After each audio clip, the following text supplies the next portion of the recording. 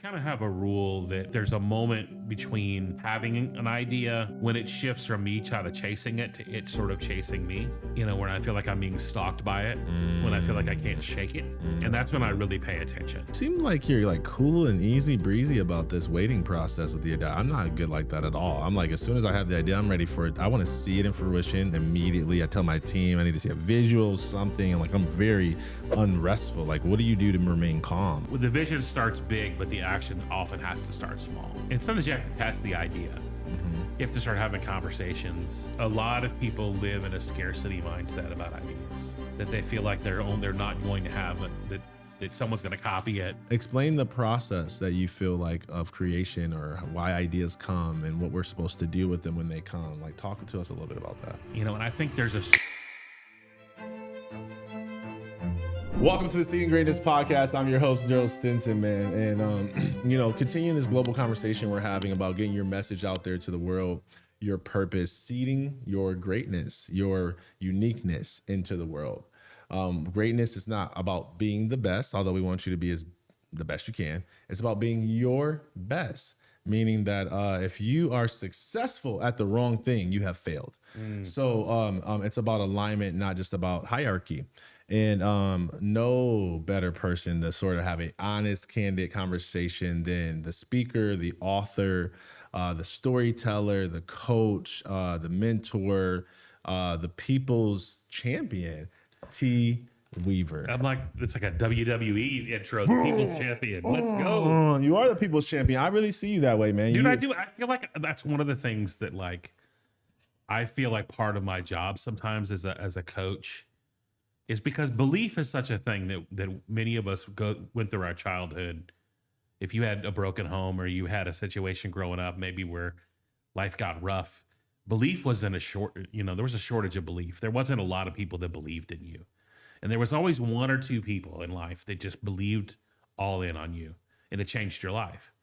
And so I believe, the greatest gift that we can give to another human is what I call borrowed belief, that we can lend our belief in them, even though when they may not believe in themselves. And, I'll thank the people's champion, because I do think part of my job is to champion other people and their passions and their callings. I was telling one of my friends last night, actually, that, their problem is, we were talking about someone that was struggling. It was like, they don't see how great they are. They don't realize their brilliance. And so they settle for, like, the D- version of their self, rather than like the full on who they are, because they're afraid to, see who they really are. Give me an example. Well, I think a lot of times I'll try to tell it in a way without incriminating somebody. I think a lot of times, you'll see somebody that you're working with, or that, and you can, like, instantly just tell that they have a gift, that they have something to bring to the world, but they don't see it. They don't believe in it. And a lot of times they don't believe they're worthy of it. They don't believe that they have permission to lean into that. And so, I really believe that we need other people to kind of see greatness in us. I love seeding greatness, but before you seed it, you got to see it. You got to see that somebody's got potential. Someone's got something that they bring to the world. And I really, truly believe that everyone has something significant to bring to the table if they're willing to look at themselves and look at what, their God-given gifts are, and their perspective. You and I have talked about perspective before, and how much our individual perspective is the thing that we bring, the magic that we bring to the conversation. And I think in this world that we live in right now, man, where everybody's freaking out over AI, freaking out over being replaced, and our human element, our uniqueness, our perspective is the thing that differentiates us. It's what no one else can do that we can do. Yeah. I feel that way about you, man. I feel like sometimes you don't know how dope you are. Well, I think there's this, to do the work that you and I do, especially when a stage is involved. There is a fine balance between seeing who God made you to be and seeing what you're called to do, and not becoming a wacko, you know, an egotistical train wreck. You know, there's a convention happening that's wrapping up today in our city right now, full of a bunch of celebrity, you know, people who are using, and good and bad, right? There's, you know, celebrity is not always a bad thing. Totally. Yeah. You know, it's really, it's about how you know, I'm going to get flack for this, but I think, you know, the Kardashians have been a family that have modeled what happens when you take influence and harness it. Now you can choose to harness it for good or for bad. And, you know, I think it's important that we have people like you just said that I see more than you see in yourself. And I see plenty. I know that God has, you know, put me on a journey and give me perspective. I think we all tend to, our capacity is limited a lot of times by the voices that are speaking into us. You know, a lot of people are afraid to get into community because, you know, they feel like there's this competitive thing that's going to happen.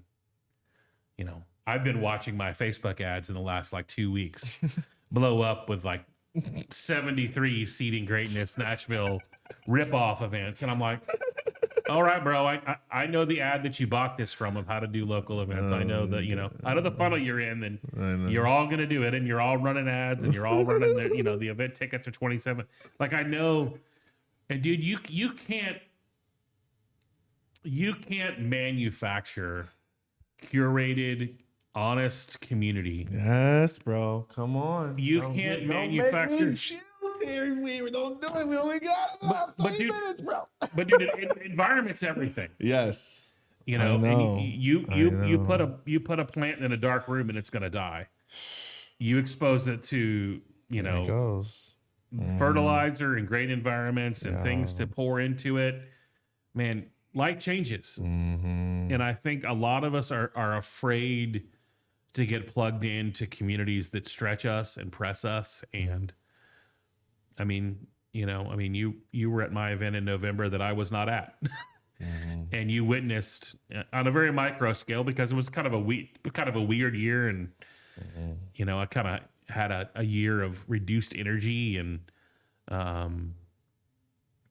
but man, community will save your life when you need it. And having people around you that see something in you, that pull something out of you, man, is everything. And I think a lot of people, you know, we throw a lot of these words around, you know, like, you know, we throw a lot of things around, you know, man, you need to find a community, and you think we can manufacture that. But I mean, curated spaces are rare, you know, environments where egos really do drop at the door,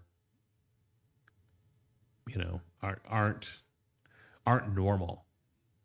And I think that's, you know, when you said that to me, it's like, I also I get reminded a lot of like how sometimes how not normal the things we do are. You know, we're recording this during the Olympics, right? And like, it's been amazing. What's amazing about the Olympics to me is how these are all people who their entire life have been told, you're crazy to get up and go, you know, jump on a snowboard into an inflatable raft to train for your craft.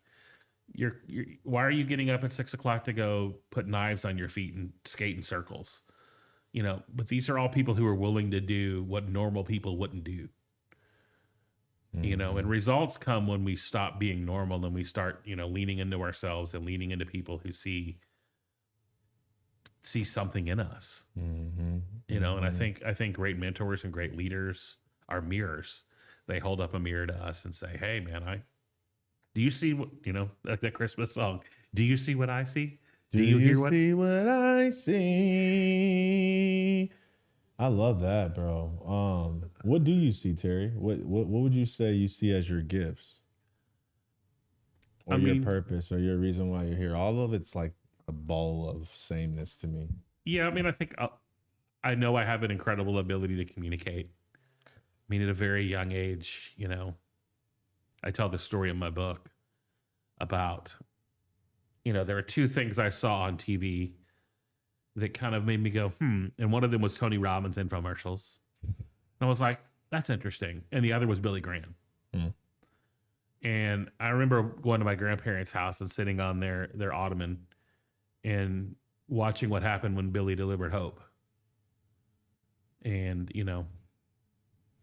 and I think at a young age, I knew that I wanted to do that was something that I was being called to do in many different ways. Now that's evolved over the years. For years, it was professionally through, being on staff at a church, and then it was through traveling around the country and speaking at youth and college student events. And now it's through speaking to business leaders and helping leaders find their greatness.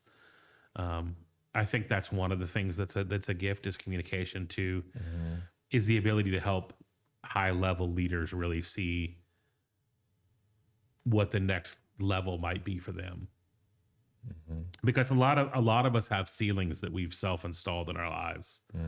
We hear a lot about the glass ceiling or the this, but a lot of us have installed, whether through relationships or through environments, that we've installed these limits. And so I think I have a special ability to get in a room with a leader and a whiteboard and help them kind of chart their course, figure out what their next best step is.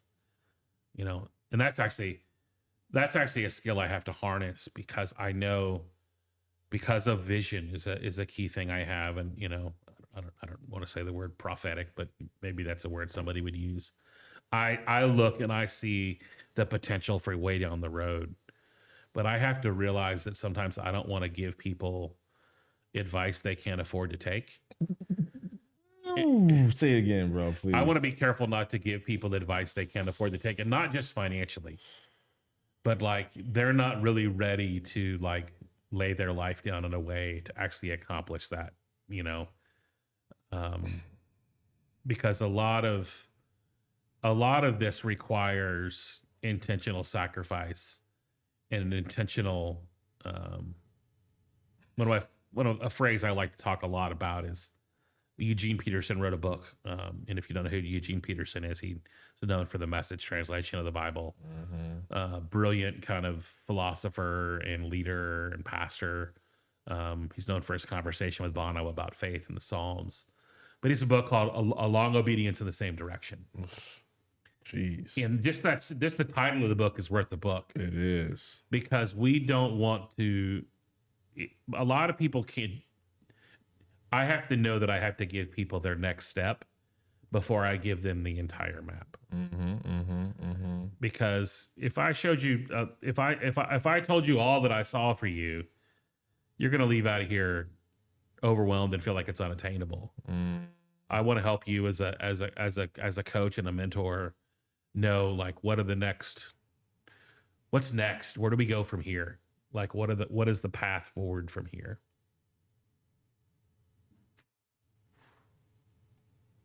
Yes, I would agree with that. Yeah. Communication, high level, helping high level people understand what their next level looks like. I wrote down self-installed ceilings. That was really good. Strategy, what you call it, charting the course. Yeah. I would say yes to that. As Will Ferrell coined on SNL, strategery. Out of the three that we mentioned, do you feel like there's a strongest one? I think I think gifts are, you and I were talking about it, the DJ at your next event. I think success is often found in the mix. And years ago I would have introduced myself as a speaker, that that's what I do. But that's just a thing that I do to connect with people. I do think it's one of my gifts. The definition of what a stage is has drastically changed over the years. Although I still think there's nothing that compares to live spaces. Yeah, dude, I don't know that it's just, I don't think it has to just be one. You know, I think what's interesting is we talk a lot about, you know, we've all heard the phrase, the riches are in the niches. Oh, totally. And I think that's, Well, let me ask you this way. I think that sentence is correct because the riches are in the niches. They are in you taking your abilities, your God-given abilities. And many of us that do this work, man, let's be real, have some neurodivergence, ADHD, maybe. I think the majority, in my opinion. Right. Yeah. Yeah, because it's what allows us to think different. Because they're labels that aren't real. Yeah. All these neurodivergent things, in my opinion, ambiverts and extroverts and introverts and all that stuff is just people trying to use language to describe something that's indescribable, which is the human personality and how their beingness. The truth is that we're all a little bit, a lot of stuff. Oh, yeah. You know what I mean? We're the mix. Yeah, we're the mix. And some days I'm an extrovert, you know, like you get me in extrovert mode, but when it's all over, you know, give me a chair and calm and, you know, and my headphones, you know, like I want to step away from it all. And that's tough, man, because I think I remember I tell this story a lot because I like it, but I remember meeting with one of my mentors, picked them up at the airport. They were here to speak at an event that we were doing for musicians. And they grew up in the South, but we're a leader in LA, a major organization, best-selling author. And I'm like, hey man, where you want to go to eat? And he's like, dude, can we go to Cracker Barrel? you know, and I asked him during that lunch at Cracker Barrel as he's sitting there eating his hash brown casserole and, you know, his grits. You know, I asked him, I was like, a lot of people want to be you. A lot of people look at your life. They want the path. They want the results that you've gotten. He's like, yeah, but they don't want my life. They don't want the high cost of ideas that I have. They don't want the night sweats that I wake up when I get a download. You know, they don't want, they don't want all that comes with it. And I think a lot of times we look at other people and it's really easy to get distracted from our mission when we start to get too excited about somebody else's mission. And I'm not talking like as a cheerleader, but I'm talking about and like an encourager. But I'm talking about is like when we get so distracted that we forget what we're here to do because we're so distracted and we want our success to look like something we've seen already.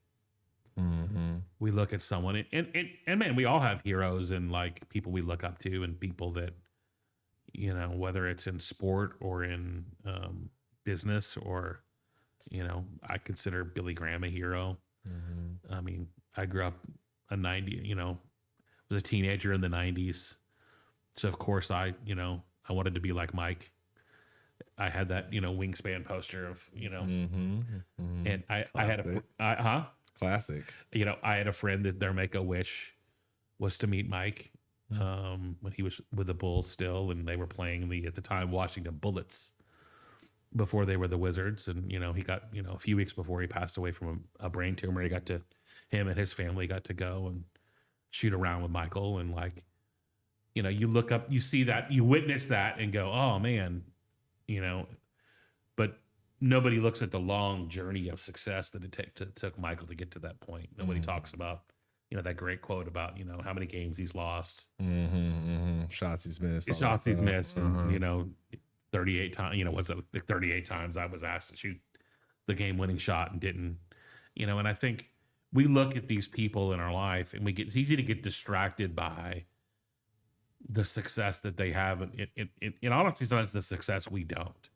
because we want our success to look a certain way. And, you know, our journeys are, you know, like you said, like all the stuff that makes us who we are, and then like real life, it just looks different. It does, man. Dude, the high cost of ideas. It's not the first time I heard you say it, but I remember the first time I heard you say it, it wrecked me because I was like, I felt so seen and I felt like I was crazy. And the other thing that we talked about when you said that was like that ideas often look for a place to land, right?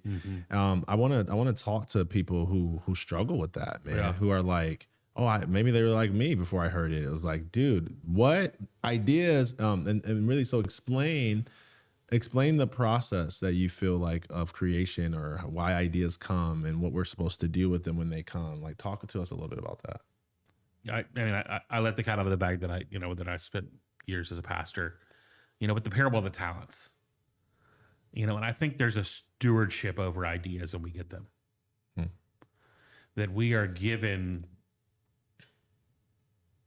these ideas, when you hear a songwriter talk about a song that they, and they always talk about, oh man, this one came easy, and that doesn't mean we have to go and chase every idea. But I kind of have a rule that there's a moment between having an idea when it shifts from me trying to chasing it to it sort of chasing me. Where I feel like I'm being stalked by it, when I feel like I can't shake it. And that's when I really pay attention.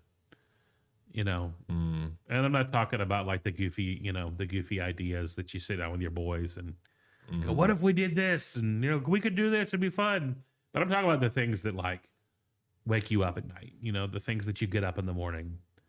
I know what you're talking about. The idea that you had in the shower that you didn't forget.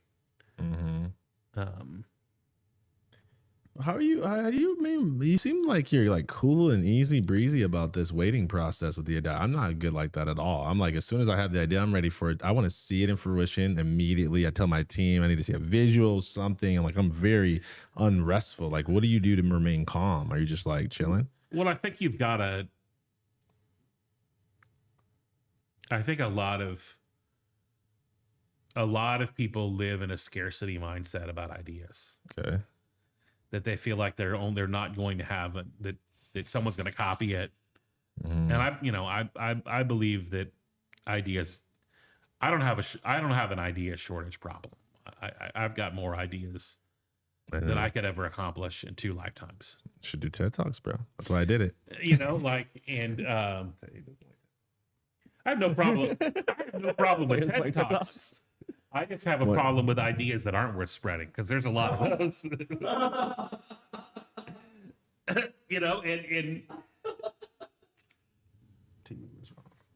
he said it. He said it. But dude, here's the deal. We have limited. Your listeners probably don't know this, but I was laying in a hospital bed in ICU for like 10 days. And you start to look at your life in a new mirror when you realize that it might end. And we have limited time. We have limited breath. Yes. We have limited words. We have limited bandwidth. Yes. And so I don't have the ability to chase every idea. Part of chasing ideas effectively is to build leaders, to build teams, to be able to give, I'm working on a co-writing a book right now with somebody, and I'm like, I had this idea, and I'm like, I will not get to this idea. It's a need, but I'm not going to get there. But they needed a foundation of somebody giving them something to build something on. And so I did that. I did that. And this, it's been a project that's taken a little while, but they kind of they literally came to the hospital and saw me in the condition, with IVs coming out of my, and they're like, oh, my time's limited too. Let me, and I think we treat ideas and we treat these things that we have deep in us. We have to know when it's man, I've got to do this. How do you know? I mean, you said when it's chasing you, but is there a feeling you feel in your body? Does it? Because I think it's different for everybody a little bit, Like I definitely feel like it comes through our physical instrument. Like I feel like he like warms up the throat, he like kicks the thing, he might inner ear whisper. Like, what is it for you? Where do you feel it? I can't shake it. It won't go away. It comes in and rests. You just can't sleep. Yeah, see, that's not helpful for me, because I feel like I'm like that all the time. But I don't feel like it's because I feel like anybody's going to steal it. I mean, maybe there's some of that in there. I'm just trying to figure out, why do I not calm down with these ideas? Maybe it's because they're all supposed to be birthed right now. Maybe I'm not supposed to calm down. What do I think? Sometimes we look at ideas and we go, man, I don't know that I'm cut out for this idea. this vision's a little two sizes too large, for me. And that's when we tend to shrink our ideas. God gives us this big, massive vision, and we tend to have to throw it in the washer and turn it on high, warm it up to see if it'll shrink. And I've been guilty of that, where it's just like, hey man, let's, and sometimes we have to start reasonable. We have to start with action. And I think there's about all of this is a balance, man. Is the vision starts big, but the action often has to start small. And sometimes you have to test the idea. You have to start having conversations. We're working on an idea for the we've kind of been stuck on kind of getting out of chapter 1 on this book. And I saw a reel and I sent it to the dude that I'm working on this project with, and he's like, man, I don't get it. I was like, what you don't get is the why behind this. And then I was like, let me sit on that for a week and make sure a week later I still believe that. Because sometimes we just get, life is like, we're seeing images and news and stories and texts. It's moving, it comes pretty fast right now. And I don't think we were ever humanly designed for that speed at which we experience that stuff right now, which is why a lot of people are having mental health breakdowns, just because the speed of which, and sometimes you have to slow down to speed up. Sometimes you have to retreat to advance, and you have to, sit with the idea. And then a week later, it's like, okay, I literally called him yesterday and was like, hey man, let me tell you about this whole, idea that I've got. And, we had an hour conversation about how it glued the whole book idea together, how it filled in gaps that weren't there. But I had to sit with it for a week to make sure it was the right. My excitement level wants to call the dude right away and go for it. But I'm able to, after a week, I was able to be a lot more mature with the idea, and the idea was able to germinate and actually get like legs on it a little bit.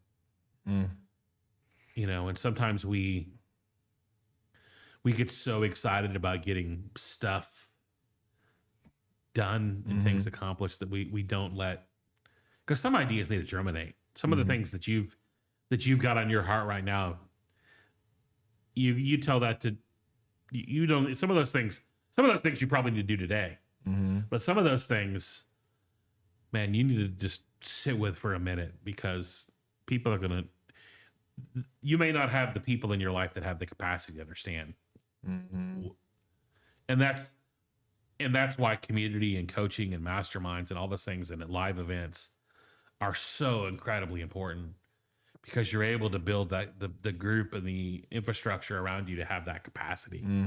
You're able to have those people in your life that you're able to pick up the phone and call and go, hey man, here's what I'm thinking.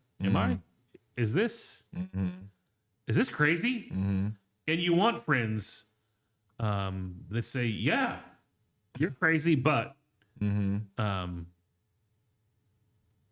of my favorite quotes is by Oprah, and I'm not always on Team Oprah, but is that her life changed when she stopped surrounding herself with people who ask why, but ask why not.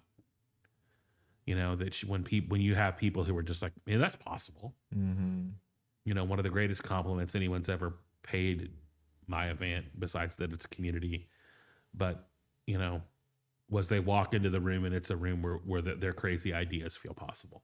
And I want to create places where people doing abnormal things can feel like that the impossible is possible. I have an impossible idea. You want to talk about it? Yeah. Here's my impossible idea. And what I mean by impossible is I don't think it's impossible from like can it be designed or can it be facilitated? I just don't think that people will do it. So my idea is that I will go in front of a corporate audience and have their teams do conflict resolution and talk about the real things that they have conflict about. Like the meeting after the meeting stuff that they don't feel comfortable saying in the meeting, that they would have that meeting, and I'll just be like horns and referee shirts, whistles. all for the sake of unity, you know?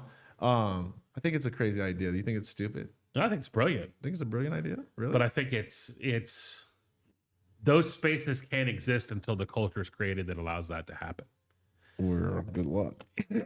But that's right. Thanks. We're gonna find that out. No, right. No, listen though. Yeah. That's what you and I do. Yeah. We show up and create. People bring us to a space with a microphone and say, I mean, I in my early days, when I was young and would listen to, I remember showing up at some churches and be like, hey man, this is going on. I can't say anything about this happening in our community. You might say something. We're brought in to say things that always can't be said. That's true, bro. That's we're very true. We're brought in to say and to create. We have the ability, and also once again, stewardship and responsibility and care. We have to know what chaos we may create when we leave. Yeah. And so, that's the trick of the idea, right? That's so good, Terry. Is are you able to create the framework that allows you don't just start a fight and then not leave any way after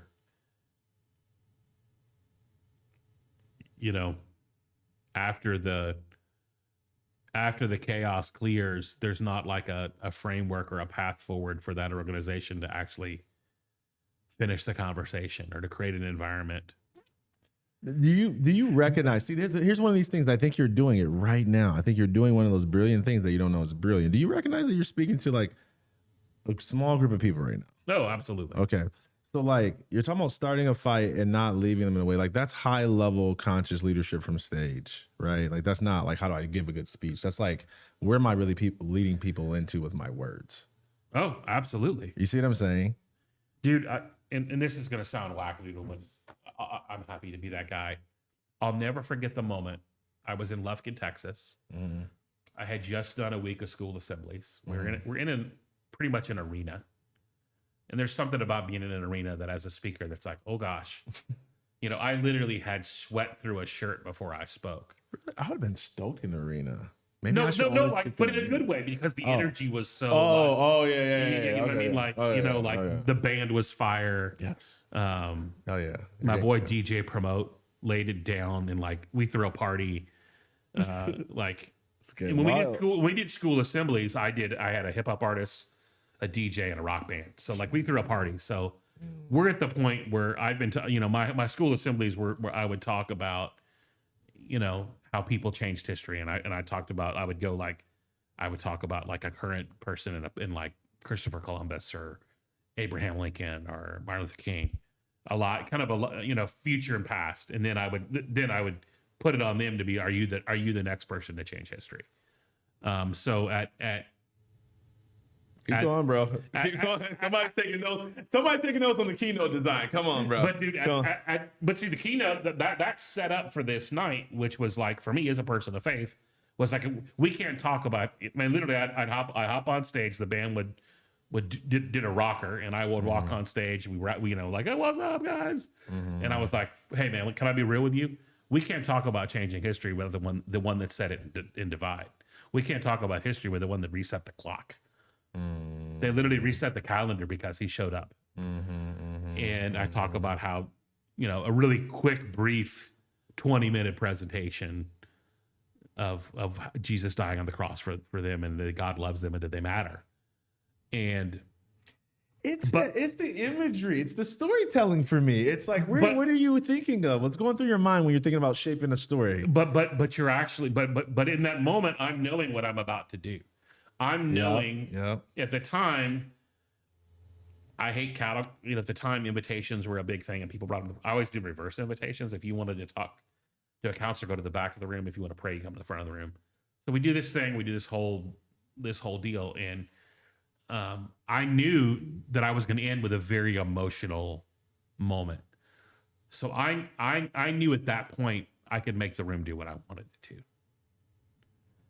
I knew that I was stewarding the room. I knew that I had brought them to a moment. So I had to be really, really careful and really like there's a lot of people that go around talking about church hurt and, you know, things that have happened. That's because people didn't properly steward what they had been given.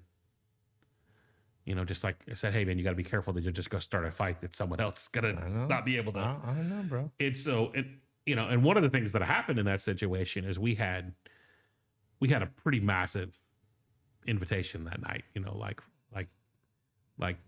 it was one of my Billy Graham moments where I was like, okay, and it was honestly one of those things that I did that made it okay. If it can't be like this, we're not doing it. You know, and when we left, we realized that we hadn't set that the people that brought us in to do this weren't prepared for what was going to happen. They weren't prepared for the Muslim kid that was going to come forward and say, "Hey, man, I'm giving my life to Jesus Christ. I'm going in a new direction." He got kicked out of his house the next day. Mm-hmm. They weren't prepared. Mm-hmm. They weren't prepared for the fire that I was starting. And so as a communicator and as a storyteller and as a leader, we have to be really careful because I know my ability to emotionally move a space and to move people towards a big idea. So I got to be really cautious about what stories I tell and about how much emotion I give to it. And I think, you know, we've all seen this go badly, whether it's, you know, where people, you know, go to a business thing and get NLP'd to death just to buy some, you know, course that's not going to change their life. Well, somebody be watching that like, dude, what do you mean? How is that on the responsibility of the speaker and not the person like taking the Kool-Aid? Like, you know, if I were being extreme just to lighten the moment of like it's like people that, you know, you ever see them selling the like oil and the handkerchiefs online. Yeah. It's like, I'm like, who's buying that stuff? Like, so whose fault is that? Is that the guy that's selling it and manipulating and selling millions of dollars of stuff that doesn't work and they're calling it snake oil and saying it's the pastors? I'm like, no, it's not the pastors. It's not the person that's selling it. It's you who's buying it. Are you dumb enough to buy that? Why were you buying it? Sorry. So what's your thoughts on that?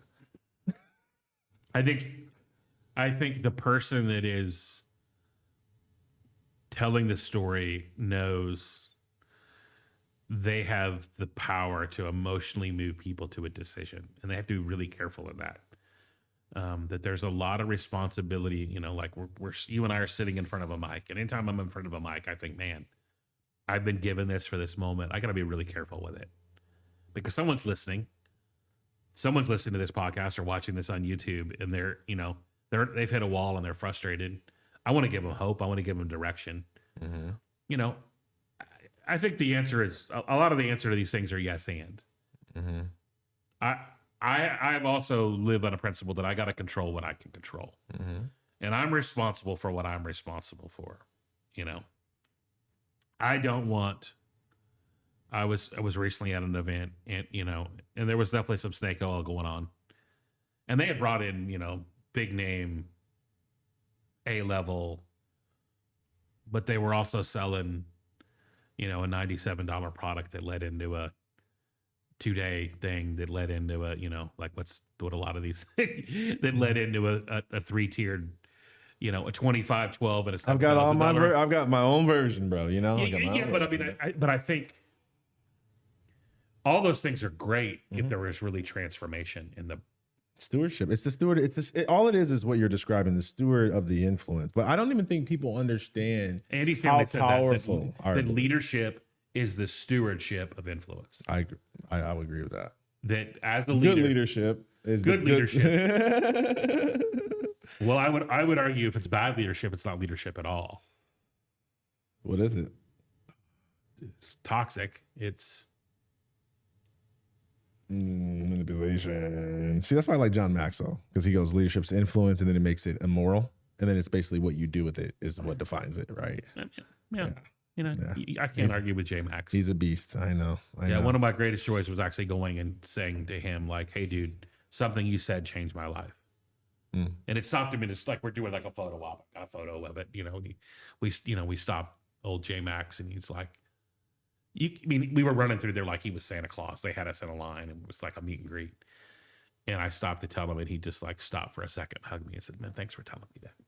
You know, and because I think I want to tell the leaders that influence me, Yeah. you know, the good things. Yep. Come on in. Hi. Hi.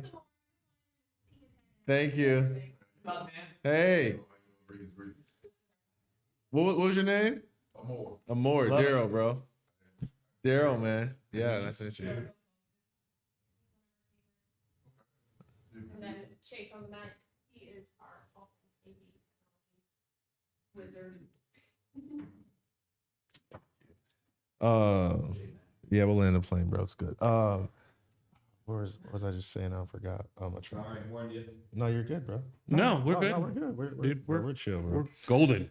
I Yeah. think it's super important that I don't want these things to bog me down to a point, but I want to be aware of. Mm-hmm. And I want to be careful that the things that I create deliver on the promise. Now, the responsibility of action is on the other person. You know, I can give you all the tools. I can give two different people the same set of tools. And one person is going to go and change the world. And one person is going to be a victim and talk about how, you know, this was a scam and there wasn't anything in there before me and nobody paid me any attention. It's like, well, you didn't show up, you know, like you didn't download anything. Yeah. I can look at the software and tell what you did or didn't do.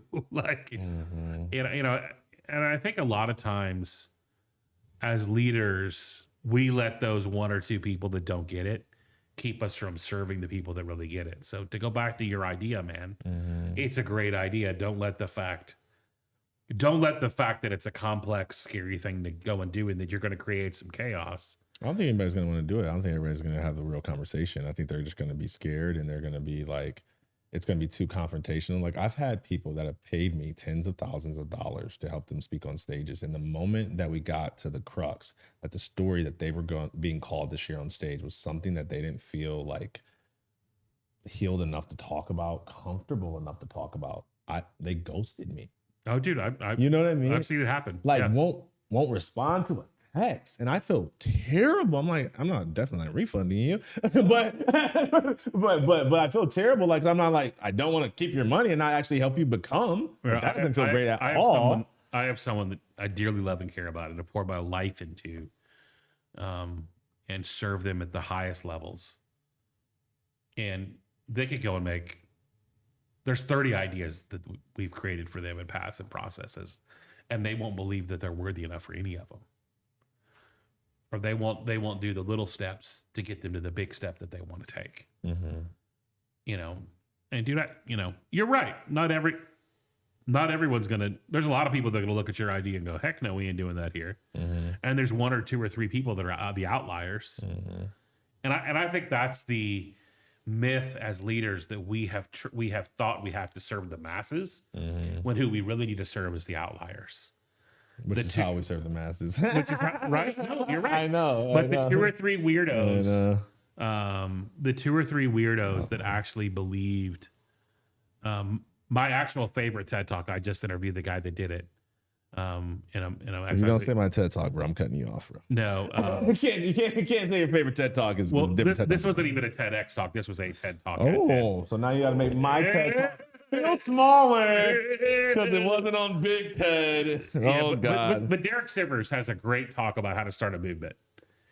And he talks about the most important follower as a community starter. First one. Is the lone lunatic.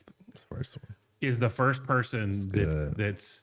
It is a 3-minute TED Talk. 3 minutes? Is it really? It's a 3-minute TED Talk. Oh, murdered it. You would probably do something like that, wouldn't you? Yeah, because it's simple. Just to be different. Let me tell you this one story with the little rubber duckies because I'm a storyteller and I'm different. Whatever. Well, no, he's that guy. He's a weirdo. Yeah. And he told a weirdo story. He used like this picture of a dancing lunatic at a concert and how everybody followed this guy. And I think. And that's the real path, dude. Is I think we believe that we have to follow prescribed paths when the people that change the world aren't the people following the path, they're people that are creating the path. Yeah. They're people who are going off and doing the crazy thing. Yeah. That goes, man, your idea is insane, but go do it because it's going to change someone's life. Yeah. It's going to change the culture of an organization. It's going to enable an organization to do work that matters, to actually show up on Tuesday and make an impact and not be at a water cooler conversation about crap that doesn't matter. Totally. And somebody will take advantage of it. But other people will look at it and go, and I think a lot of us get bogged down by the people that just don't get it. And a lot of times I've had to learn the hardest lesson to learn. And it's like, when you create an offer, when you create an opportunity, when you create a live event and people don't take advantage of it, I'm like, I got to be really careful not to get confused that they're not taking my offer. They don't believe in themselves enough to take the offer. Like, they're the problem. What I created isn't the problem. Now, sometimes what you create is the problem. But a lot of times we create opportunities for people, and the reason they take advantage isn't the quality of the offer or the transformation that's possible for them. It's that they don't believe in themselves enough to take the first step. They don't believe in themselves enough to show up in the room. And so I think we have to be really, really careful to keep ourselves from those ideas that we're not sure about, to be defined by, I coach somebody and they've taken a few L's and they're really stuck on those and are having a hard time creating the next step because they just need a win. I know. But they're not going to get a win if they don't show up. Yeah. And it's in full service. Right. And now rather than taking L's, they're giving themselves an L. Oh, that's so good. Rather than like, and so, jeez. And most of the time, we are the block to our own success. That we're what's standing in the path of what we want all the times. It's not. But we tend to blame everything else. We tend to blame circumstances. And, but I get it, man. Circumstances get hard. Life gets hard. Family stuff gets hard. Life happens or life doesn't happen sometimes. And we have to stay focused on what we know we're supposed to do and what we have to do. And so, to sum up the idea of what do you do with an idea? What do you do with this thing that you're given is like, when you know that it's something you were born to do, nothing will stop you from it. And I know at the end of the day, I was born to help people find out what their calling is and go chase after it and get better at it and impact more people. I know that's what at the end of the day, that's what I was really born to do. I want to help people not just find their purpose, but like live in it and fulfill it and help other people do the same. Because that's contagious. And it's contagious when you get around other people that are doing that. And so I'm grateful for you and your friendship, that you're someone that helps me kind of catch the bug of like, oh man, we've had lots of great late night conversations and conversations over meals about, just visions and dreams and what would seem like impossible ideas or frustrations. And I think sometimes we have to stare those things dead in the face and realize, like that not having those things in place in our life we're not going to win without those things in place and without those people in place. And so I'm grateful for you, man. I'm grateful for your leadership and what you're doing in Nashville. How you came here from the ATL and are, pouring into the city and fired up for change to happen. And not even like for your own, not necessarily for your own benefit. And I think that's a real differentiator that I think a lot of us really, really, because we want, as humans, as carnal beings, we want it to be about us. But as soon as you realize it's not about you, I love the book from Rick Warren, the Purpose Driven Life. If you read nothing but the first sentence of the book, which says it's not about you. And when you can find something that's not about you, that's bigger than you. When Deion Sanders was inducted into the National Football League Hall of Fame, he said, if your dream's not bigger than you, there's a problem with your dream. And I'm thankful for friends like you that have dreams that are way bigger than you, that are bigger, that are for cities and for companies and for creating a culture that actually creates environments for people to see change. And I'm grateful for you leaning in and being a part of my events and my community as well. And so, and I think at the end of the day, just all the heaviness sometimes of talking about this stuff, we have to have a place and people that bring us back to gratitude. That, man, I'm grateful that this is the work that I get to do. Yeah. Wow, man. So if you're grateful, type grateful in the chat, man. We're grateful, man. T Weaver, man. Follow him. All the information's on the screen and in the show notes. Man, I'll close this out here. Just, so much. I wrote down stewarding your influence, sort of my biggest echo from this episode of how important it is for us to steward our influence and all the things that go into stewarding our influence. And I definitely know that your gifts, Terry, for communication, to help people, move through their installed ceilings, to help them chart a strategy and a course. Man, that goes directly into stewarding our influence. And then to have the courage as a mentor, as a coach, as a leader, to help people to see their own distortion, where they're in their own way, where their blind spots are. It's hard sometimes to speak the truth in love, because you don't always get love back. No. But you do that, man. So I appreciate that about you. So if you don't have a Terry Weaver in your life, number one, make sure you do hit him up. I personally he's still one of my favorite guys to listen to speak when he gets going, because of his ability to just make complex ideas simple. And I don't know a lot of people who can connect on like other than musicians, but when it comes to speakers, people who can connect with an audience with almost not even saying a word, like just because they understand the power of, our ability to speak. So, he carries that. And so, man, you definitely got to have him as a speaker on your stage. And man, success is about the mix. Bars. So I've got notes for days, man. Let us know what your biggest takeaways are. Hit us up on the social media platforms. Make sure you subscribe, all that stuff, man. And if I can, come and hang out with us. Oh yeah, come on, at the bro. thing Nashville. Yeah, when is that? Coming up June 7, 8, 9 here in Franklin, Tennessee. Oh, nice. Come hang out with the Stinson fam. Oh, dude. Maybe we'll do the conflict resolution with a corporate team as a breakout or something. Yes. Well, and I think that really goes to saying, man, what would happen in your life if you got environments where the truth was the norm, where people around you actually spoke truth into your life in love, like you said. Be scared, be fights all the time. You said truth? Yeah, but they would be they would be quick fights. It would be. Do you have people in your life that you could have a fight with? Yeah. And it's quick. It's quick. You get to it. Yeah.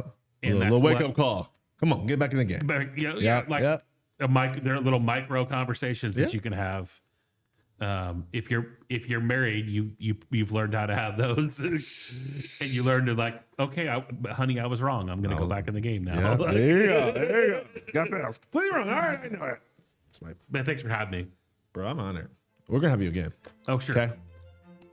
Boom.